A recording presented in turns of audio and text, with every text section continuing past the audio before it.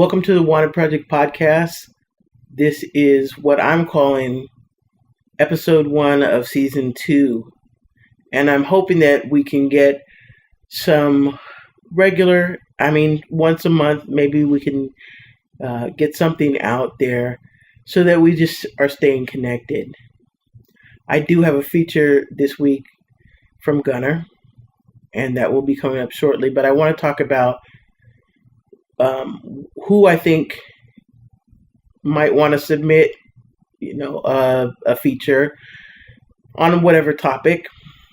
Because on some level, yes, Wanted Project is about was started in the context of the Michigan Women's Music Festival for women who were being seen outside of women in terms of being specifically women who were born female.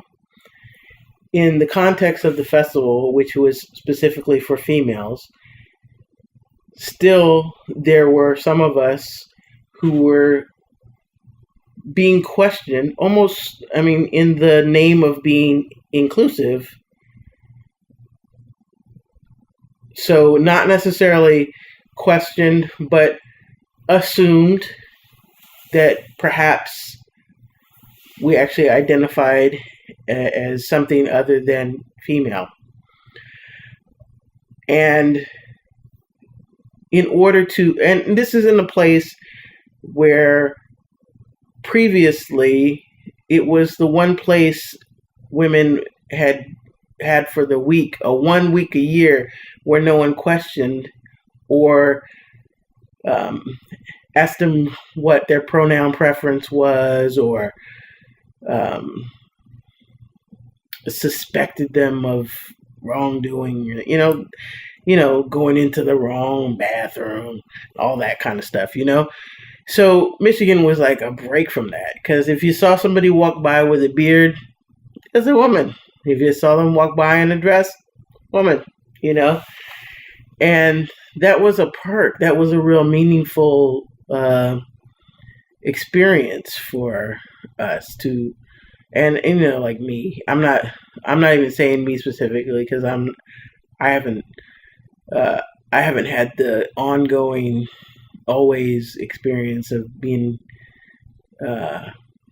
called he and whatever. It happens, but not like some women go through. So I'm not even claiming that so much for myself, but just saying that, that's where we started this out from, was trying to just remind women, yes, we are women among women, So thinking about that in terms of being women among women, it doesn't make sense to me entirely that we think, the Wanted Project is for butch women.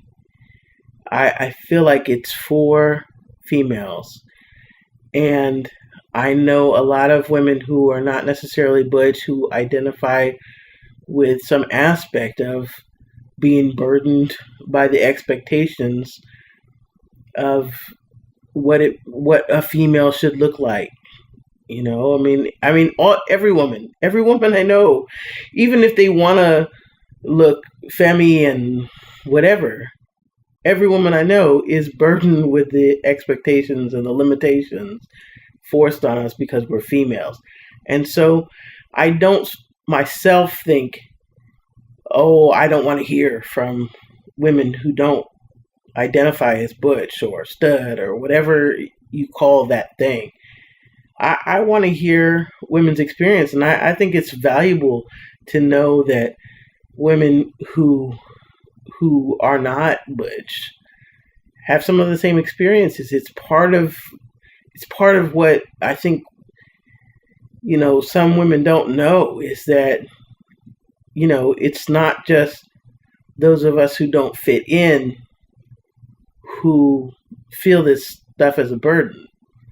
It's those of us who fit in to society's expectations of what a woman should look like, that experience, all of this stuff is a burden as well. So for me, I'd like to hear from more people, and you know, and I want to hear from women who identify as butch, women who are identified as butch, no matter how they identify themselves. I want to hear from women, and so reach out if you're interested in sharing your story or sharing an aspect of your story, because um, this is sort of the go-between, um, not seeing you in the way we were seeing each other when we were at Fest. The podcast is just another way to connect community. And then hopefully down the line, maybe we'll get together and have some more time for in-person discussions and just having a good time. So on to the next topic, which is Gunner.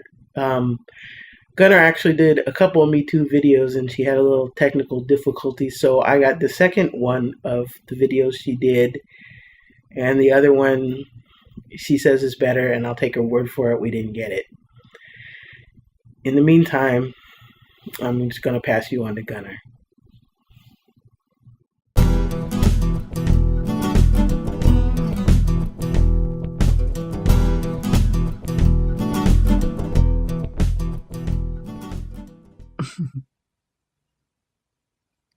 Okay, Nidra, we've talked for a while about me doing a video about my career, and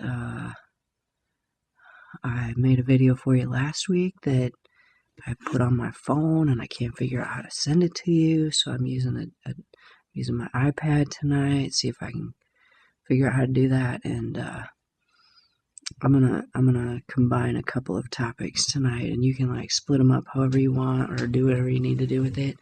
But first, I'm gonna try to have I'm gonna try to add a little fun to this, and start out by talking about that. This is my Halloween costume that I'm wearing right now. So I'm gonna try to show it to you, and hopefully you can still hear me. I'll talk loud. But I'm dressed as a police officer, which would not be very cool, but it's cool because my part-time job is the receptionist at a hair salon, and the hair salon is called the Hair Police.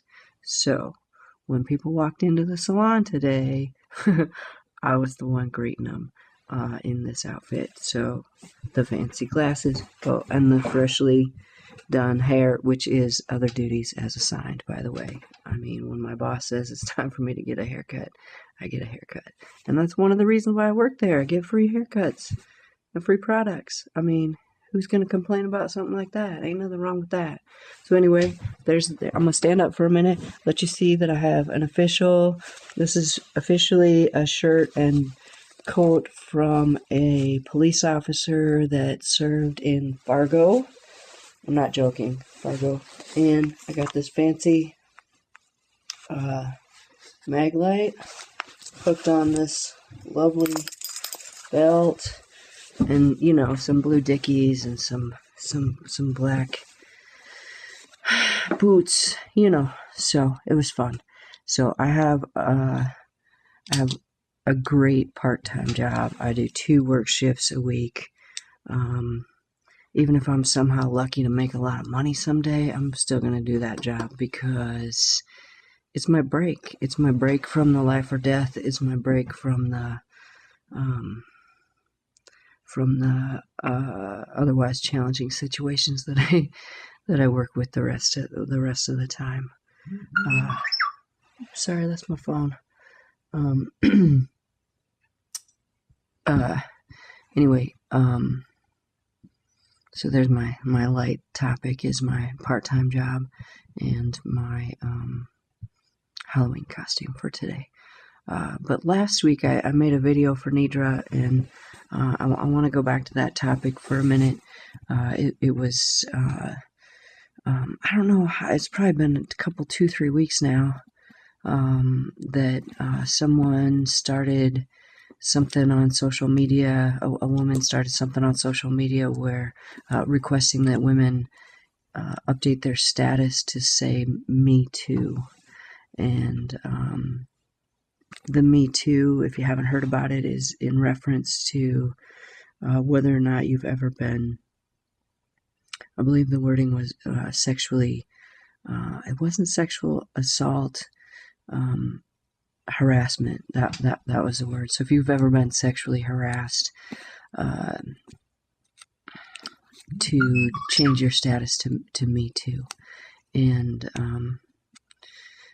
it was rather overwhelming to see all the, pretty much nearly everyone in my Facebook feed say "Me Too," to hear my coworkers talk about it at the salon, to just recognize. I mean, I know, like, I don't know I don't know any female that hasn't been harassed in some way, shape, or form.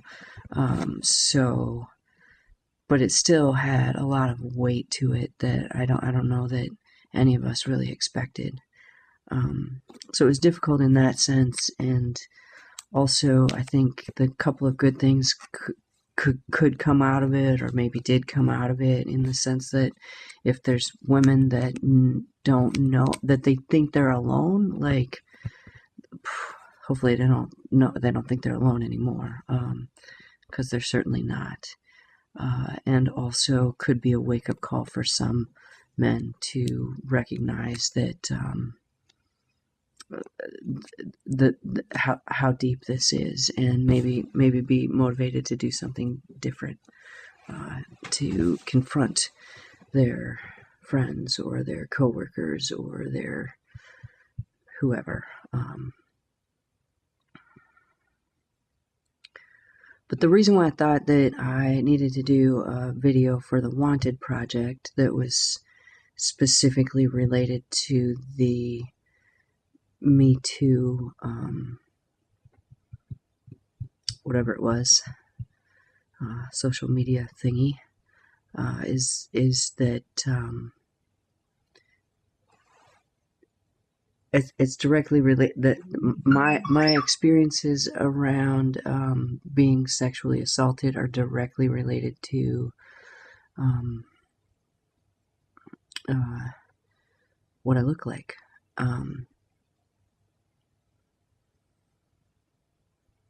I thought about, maybe Nidra can do a trigger warning or heads up or whatever. I'm not going to go into details, so don't stress about that. But just the topic in general is hard. I can tell you right now that my first memorable experience, not just with sexual harassment, but actual sexual assault, was at the age of 5.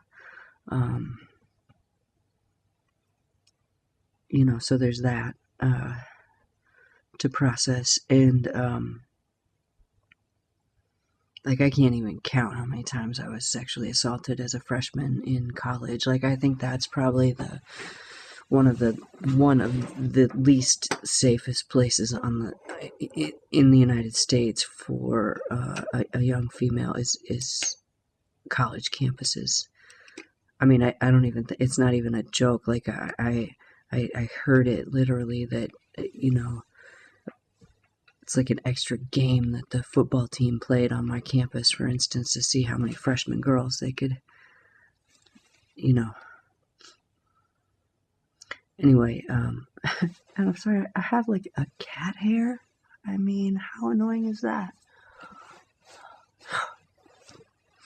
Anyway,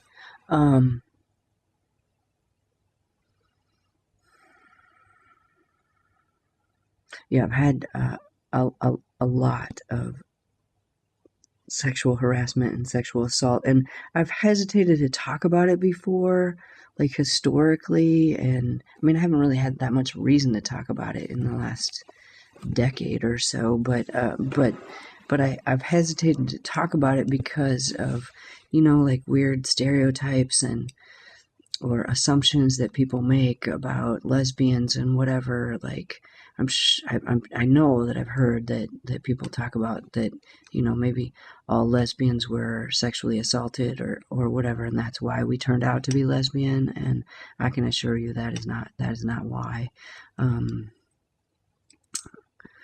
Uh, but also that I think that was one of the reasons why I hesitated to talk about anything over the years too. And so I don't care anymore. Me too. Me too, too many times to count.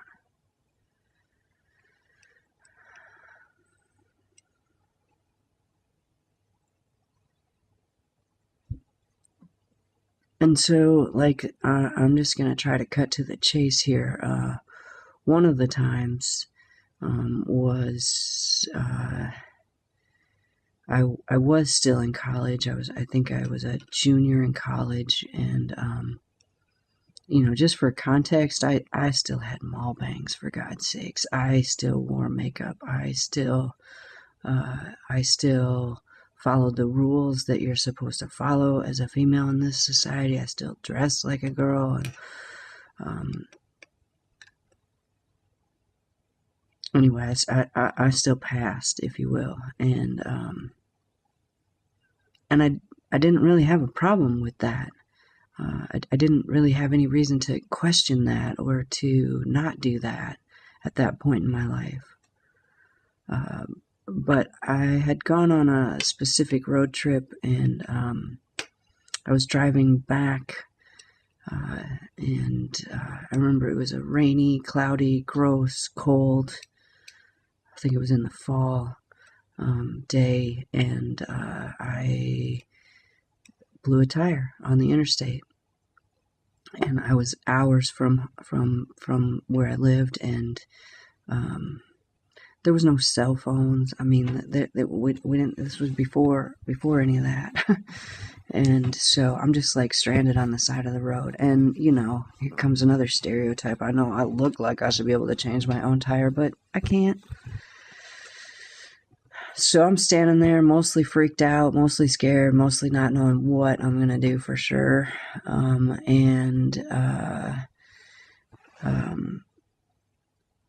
Some dude pulls up in a van and parks behind me and gets out and offers to help. Now this guy, I made assumptions here too. This was an older man, and who knows, age is weird, right? Like, I was young, so anybody would have seemed old. Anybody over 30 would have seemed old, but for real, he had like gray hair and was,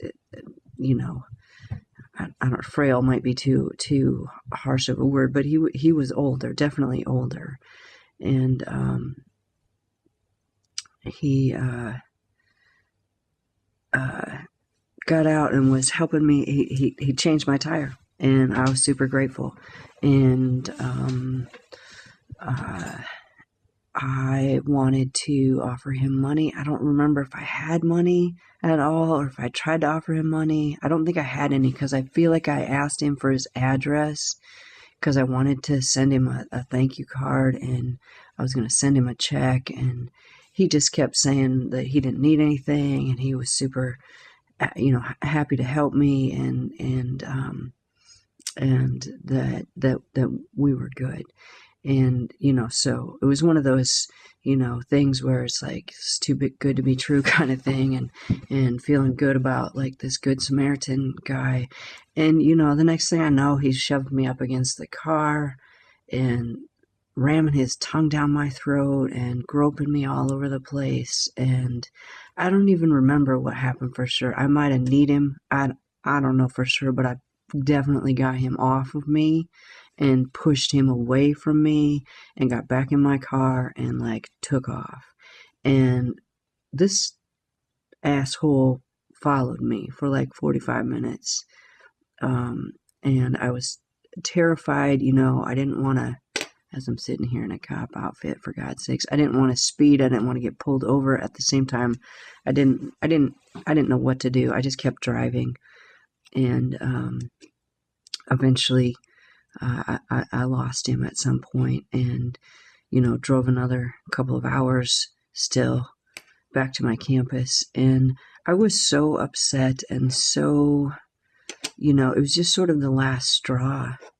And even though, I've had other assault, I've had worse assaults since then, I've had rapes since then, I've had other things that have happened since then, but that was pivotal in my life for whatever reasons, and it was the last straw for me, in the sense that I decided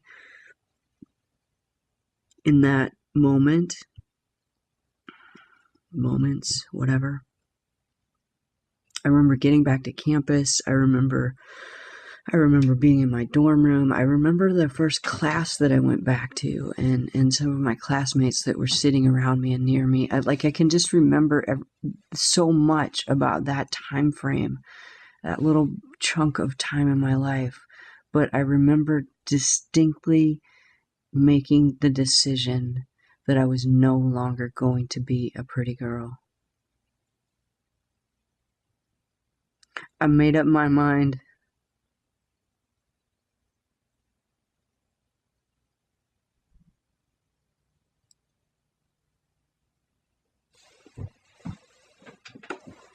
I made up my mind that I wasn't going to play by the rules anymore. I made up my mind that I wasn't going to, wear makeup anymore. I made up my mind that I wasn't going to, wear clothes that would in any way be revealing or, it was like this weird twisted, blaming the victim thing on my own self.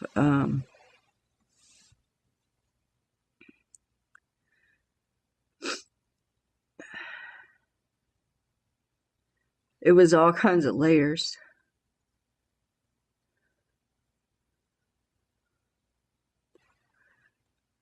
But for real, I made up my mind at that point in my life that I was no longer going to do what I was supposed to do to look like a girl. And it wasn't out of rebellion, or it sure as fuck wasn't out of wanting to look like a dude, or any of the things that people assume or put on us. And I say us, I mean, maybe I'm the only one that made this decision for this reason, but I wasn't trying to look like a lesbian. I wasn't trying to look like a dude. I wasn't trying to do anything but stop being a target.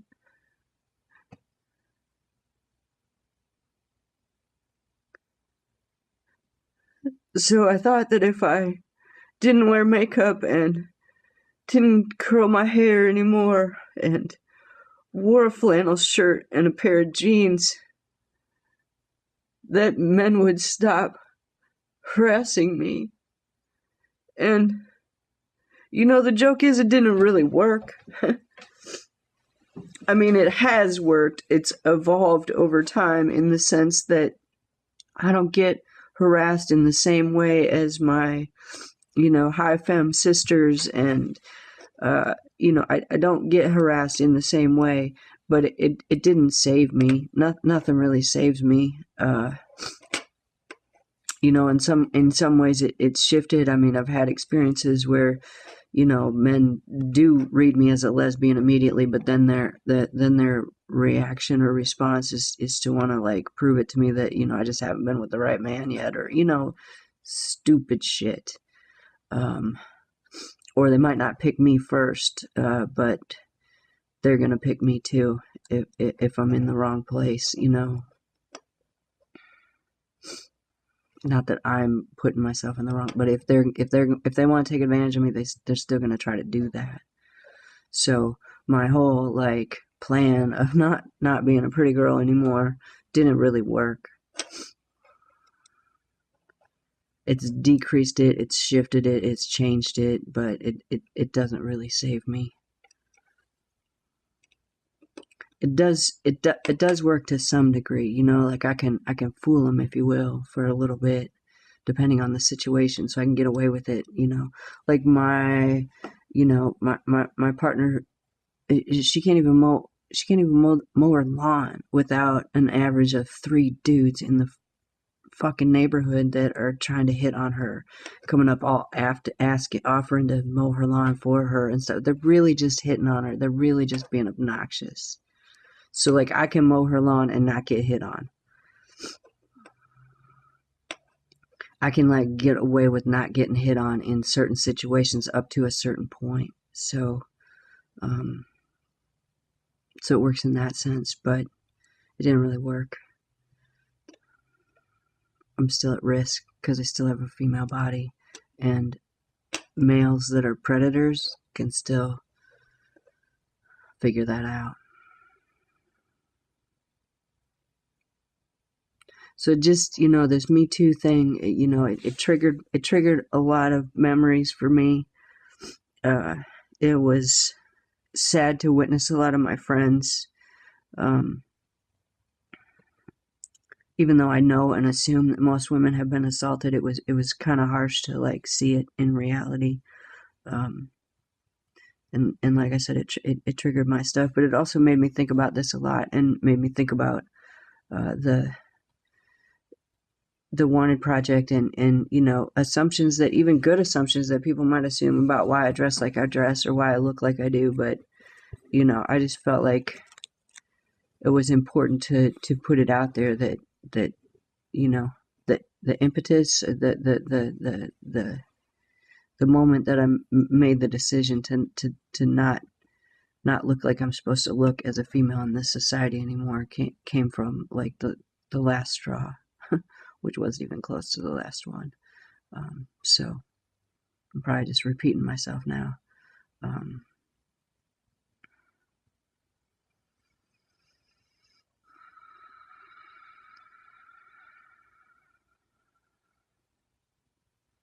So the whole Wanted Project is about allowing women to look however they want to look and dress however they want to dress and be whoever they are. Like if I'm doing it, it's girly. If I'm doing it, it's okay for a woman to do it.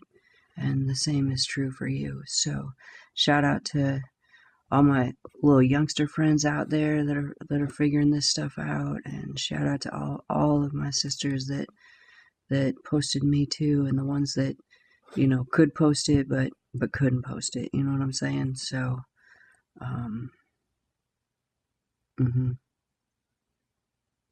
thanks. I'll put my sunglasses back on because just for fun. Thank you for listening to and or watching this episode of the Wanted Project podcast. I want to thank Gunner for being her powerful, vulnerable self once again. And just remember, you are wanted, you are loved, and we want you to know it. Mothers and daughters, women born women, and we gather in the light of the August moon. Amazon women, and we're out in the woods, and we heal by the light of the August moon. Deaf women, hearing women, dancing in the light of the August moon. Girls and women in the Michigan woods, and we love by the light of the August moon. First time I came to festival, learned I'd always been afraid. To finally lay that burden down, I could not believe the way